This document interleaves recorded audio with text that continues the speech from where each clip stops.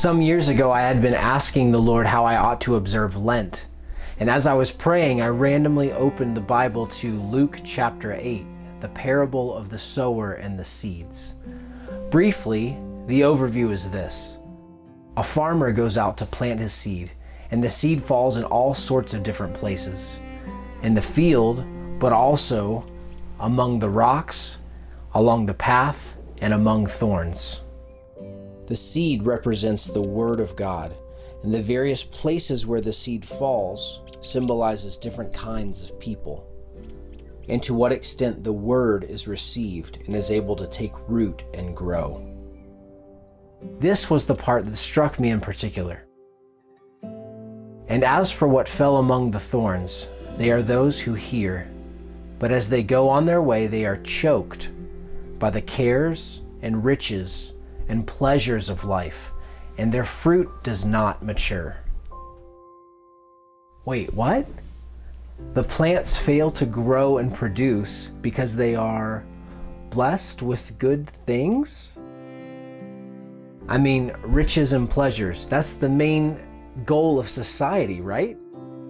Jesus expresses here that pleasures can actually be dangerous, a threat to life and our ability to thrive, something that prohibits our ability to bring forth good fruit. We don't have to be hoarders to see that the acquisition of things can be dysfunctional and damaging. There can definitely be too much of a good thing. Material things are not bad in themselves, but we have this tendency to get things out of order, to put secondary things first.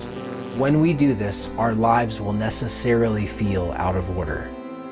If we're paying attention, we can sense that something in us is out of harmony, choked, entangled, held down, constricted.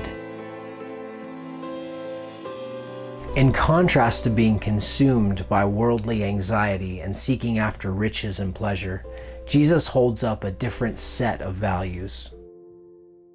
As for riches, Jesus says, no one can serve two masters. You cannot serve God and mammon. The pursuit of material wealth can easily eclipse and take the place of our spiritual pursuits, our interior attentiveness, of putting first things first in terms of who we are in relation to our God. Wealth and riches and things can be useful tools to serve a higher purpose.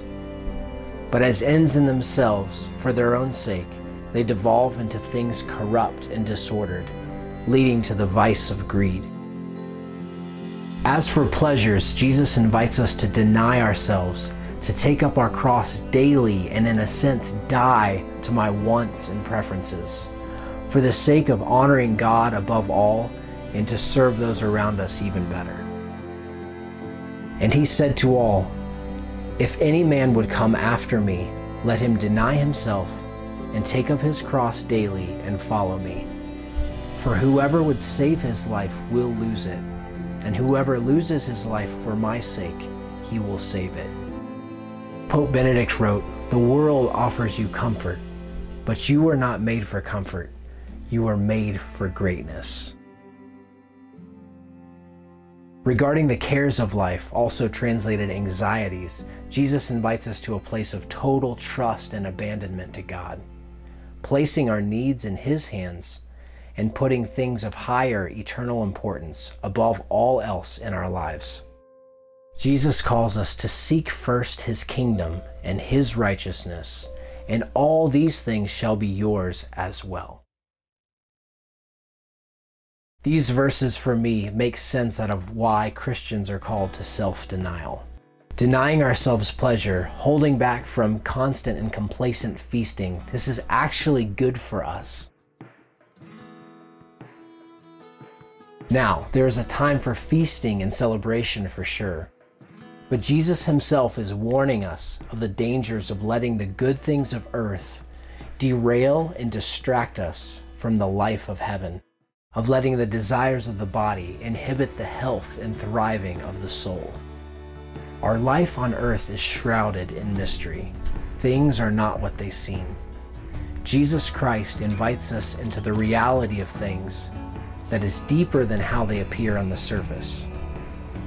And He knows what will ultimately fulfill the human heart.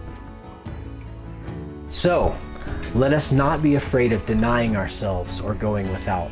Let us not be weighed down with the fear of not having enough. Let us open ourselves to this ever-expanding life that Christ offers us, to receive and nourish the Word in us, and to bear good fruit by His power at work in us.